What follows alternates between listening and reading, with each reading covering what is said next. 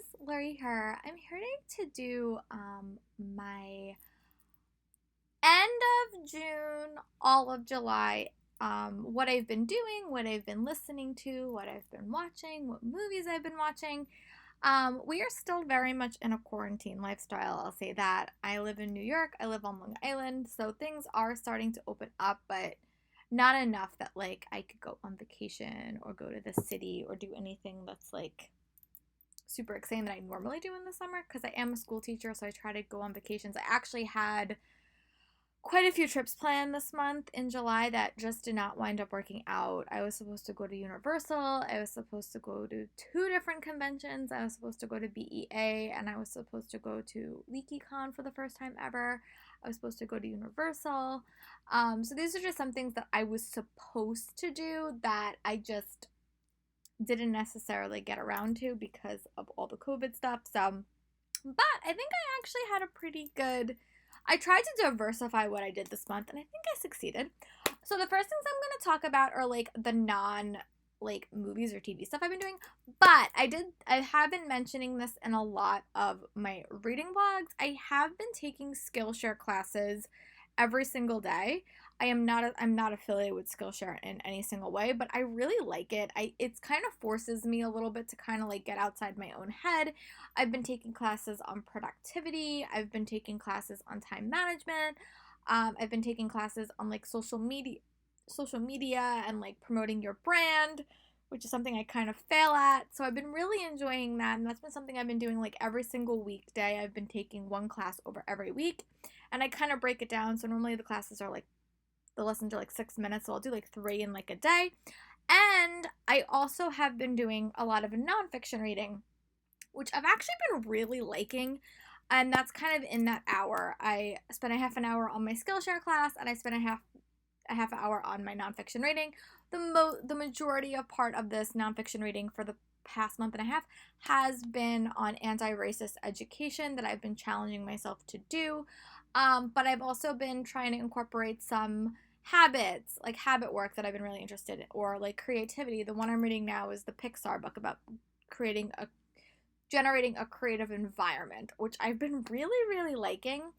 But it's just something that's been challenging myself like a lot. And I normally don't read nonfiction, but I've been kind of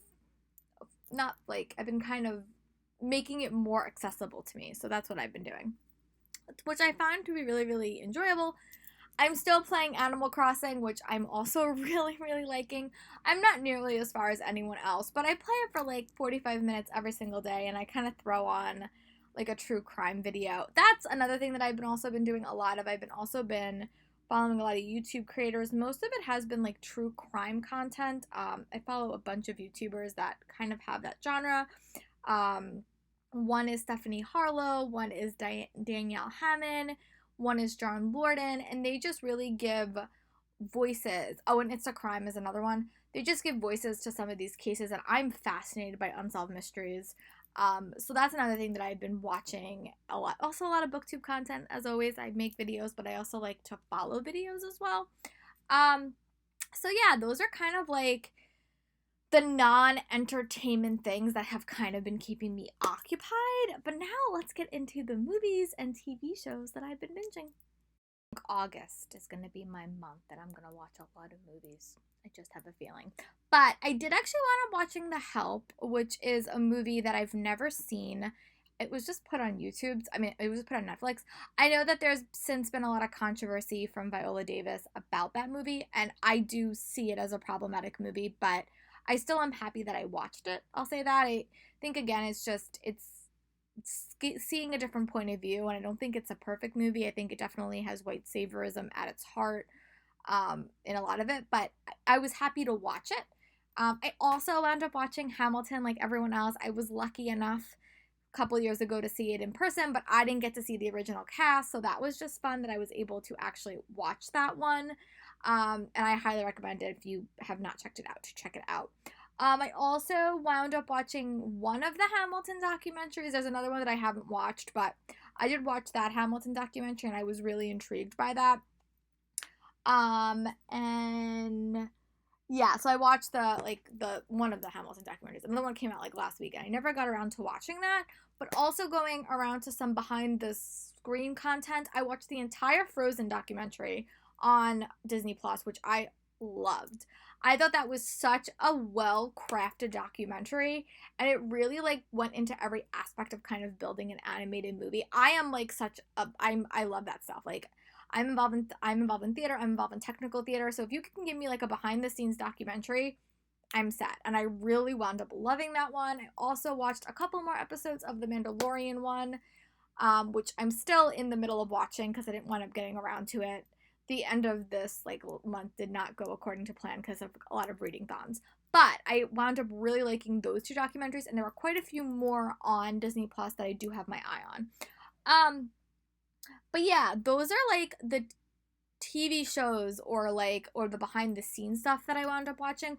Also, two shows I'm still in the middle of. There is not a lot of TV that is out during the summer due to all the COVID stuff, but the Bold Type I still need to catch up on, and Stargirl. I did watch a couple of episodes for them, and then I just got a little bit distracted. So I'm hopeful that in the next couple of weeks I'll be able to catch up because Bold Type is actually over. I have a spoiler of what happens, and I was kind of putting off watching it because it's gonna make me really emotional. But I really am liking it. I'm still really, really liking Stargirl. I actually need to like kind of do that this week because I think those episodes are gonna kind of like expire shortly. I also did wind up rewatching a little bit of Nancy Drew. I was talking about this in a couple of my reading blogs. Oh, because I watched. Oh, that was it. I watched another movie. I watched the half of it, which stars one of the actors from Nancy Drew, Leah, I think. She was in that, and I thought that was such a fun LGBTQ themed movie. I thought it was great. And then after I watched that, I was like, oh, I want to see more of this actress. And the only other thing she really did was Nancy Drew. So I watched a couple of episodes of that again. There's a couple of episodes in that show that I really did wind up enjoying. So I kind of spent a few days kind of not rewatching it, but like watching a couple of episodes. I had watched it previously, but yeah. So those are like the movies, TV shows, and the TV shows I'm in the middle of watching that are still like currently airing. But yeah, now let's get into the stuff that I binge watched. I wound up watching a lot. So I finished the entire Full House. I think I had to watch the last like 8 episodes. I thought it was great. I was a big Full House fan back when I like was younger, so I was happy that I wound up finally watching it and like catching up on it. Definitely not my favorite show, but it was fun to watch. It was kind of like more of a light-hearted option to some of the other stuff that I was watching, and I just thought that that was really, really nice.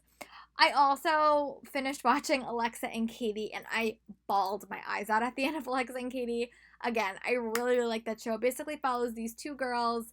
One, Alexa was diagnosed with cancer at the start of the show, and she has her best friend Katie. And this show has like Tiffany Amber Thiessen. It has a lot of like other actors I like, and I just found that show to be so female positive and female friendship positive, and I love the side characters and the actors in it. I just thought it was great. I don't think I put this on this list, but I also am in the middle of watching Good Luck Nick, which also stars Melissa Joan Hart and the guy from Sam from Lord of the Rings. I watched like one episode and I like got like turned off because it was like I thought it was like the end of the season, but it wasn't the end of the season. So I still do need to finish it. It's making me like I wouldn't say it's like making me angry, but they're doing a lot of things in it. I'm just like, oh my god, why can't you just be honest with this character? But it's like another like funny contemporary series that does have a heart, like does have like a heart to it. I'll say that, but I am liking it. I will have to finish it eventually.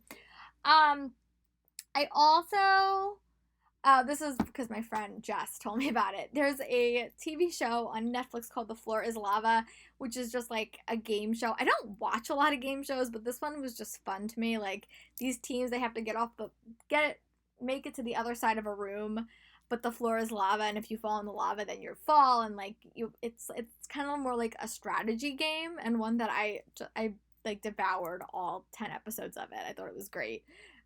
And it was just something fun to like pass the time as I was kind of like reading in the background. But it was another show that I was like, huh, this is great. I kept joking with my friend Jess. I'm like, we should go on The Floor is Lava. Well, her and my friend one of the teachers we work with would be great. I really don't like heights, so I don't think I'd be very good at it. But it did remind me of like Legends of the Hidden Temple that I used to watch when I was younger, and Moolah Beach way back in the day.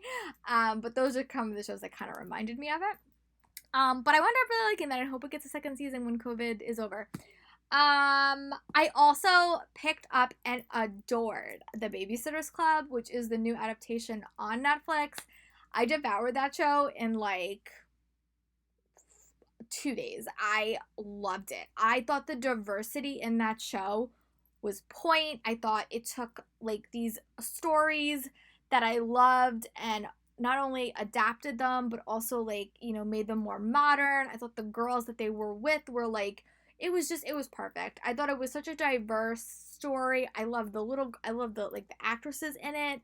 It was perfect. It better get a second season because I need to know what happens.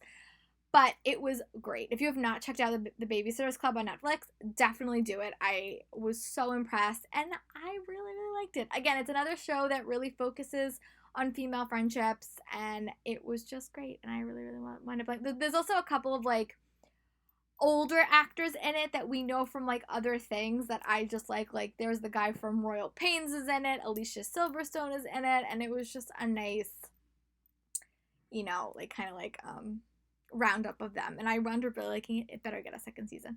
I also picked up Unsolved Mysteries on Netflix because I loved Unsolved Mysteries as a kid. I like the episodes. I think that there were some of them that like weren't my necessarily favorite, but also very ironically later in the month Peacock came out, and I've been watching the old episodes of the real Unsolved Mysteries, and that's been super fascinating to kind of see like how those cases, still some of them are still not solved, and I think that that's really interesting, and I've been kind of watching that as background noise.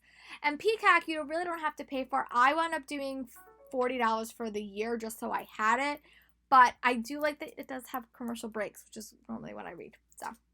But I was happy about that I wound up watching the real Unsolved Mysteries and the new Unsolved Mysteries as well. I also finished Avatar Book 2. I think this has been such a fun journey. I'm really enjoying it. And I'm actually about to start the next round with Rewatchable for their show Crashing. I don't know when that's going to start, but I also do need to finish watching League of Our Own, which will probably be my next wrap-up because that's a movie that I've been watching for that. But I really, really loved Avatar Season 2. It had some of my favorite episodes. There was some moments where I was just like, oh my goodness, the show is making me so emotional. And again, it's like for kids, but it's just so good. I cannot wait to start book 3 and eventually move on to Legend of Korra.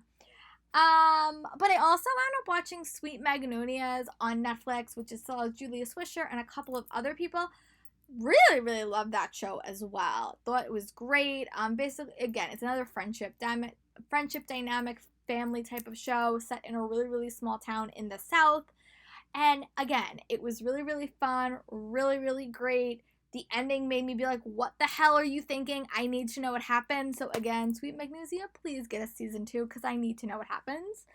So those are all the things that I like finished watching or like that I binge watched all the way through.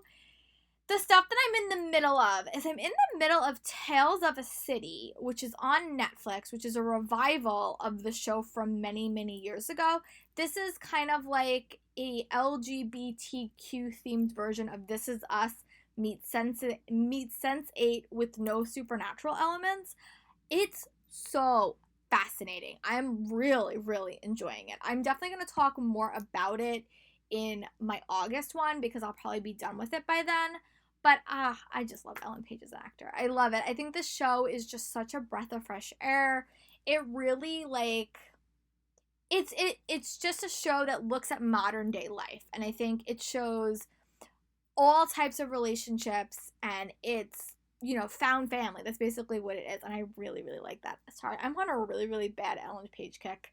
I'm going to talk about Umbrella Academy in my August wrap-up, but just know I did finish watching that at the very beginning of August, and I'll tell you about that later, but that's kind of where my Ellen Page kick came into place. I'm also in the middle of watching Cursed, which is on Netflix, starring Catherine Langford, which is from 13 Reasons Why. See, this is a show that, like The Worst Witch, I'm having a little bit of a problem with. And the problem is not necessarily a bad problem, but it's a problem nonetheless. The problem I'm having with this show is I loved Merlin so much. Like, that was, like, probably one of my favorite fantasy shows to date. Maybe Buffy is ahead, but I really, really like Merlin. So it's a little bit hard for me to go into this show and see all these other names and know that they're not the actors that I want playing these parts to become emotionally invested in it. But I do really like Catherine Langford, so I am definitely going to finish it, and I'll report back on my full thoughts at the end. Right now, I think I'm in a little bit of like a hard place right now with it because there's a lot of prejudice abound everywhere, and it's just making me so angry. And that might be why I'm struggling a little bit with it. But I am really liking her performance. She's a great actor. I said that when I watched 13 Reasons Why. She's really incredible.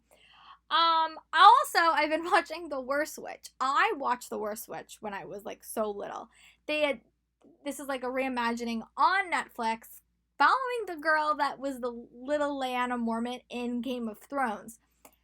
I did a bad thing. I was just searching like randomly, and I found out the two actors I love in the show are no longer on the show by seasons 4. So now I'm a little bit conflicted if I want to like keep watching because those are the two actors that I really, really like. So again, I don't know how I feel about that, and I don't know if I'm going to keep watching. But it's a very, very fun show. I think I'm just going to get over it because the girl that I really like will be in there for a majority of it. Just the other girl, Maud, is leaving after season 1.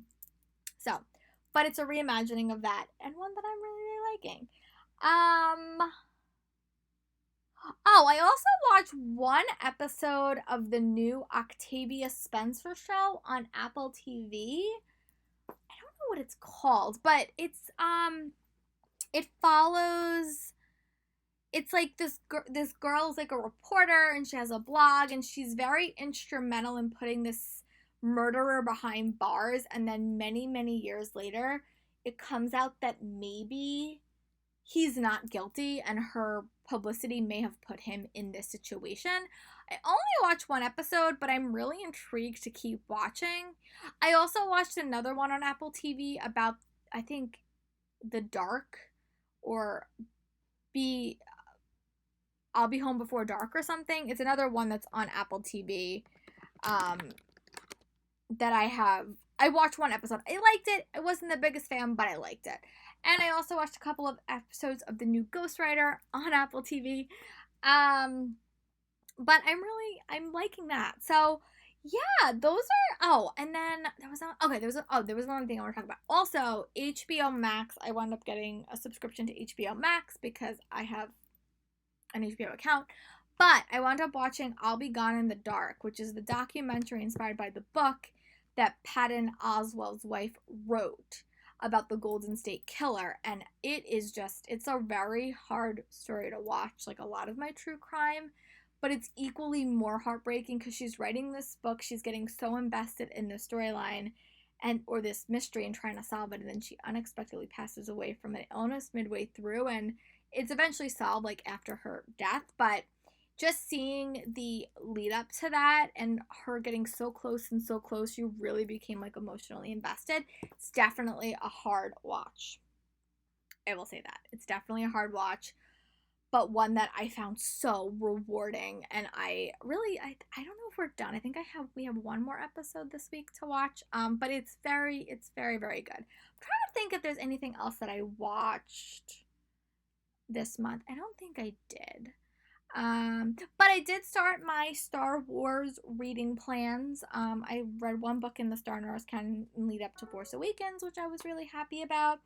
I also finished I also caught up on the Chain of Gold series, which has been a long goal of mine, and the Keeper of the Lost City series. Sorry, that was a little bit of book talk, but those were kind of some big series that have kind of been outstanding.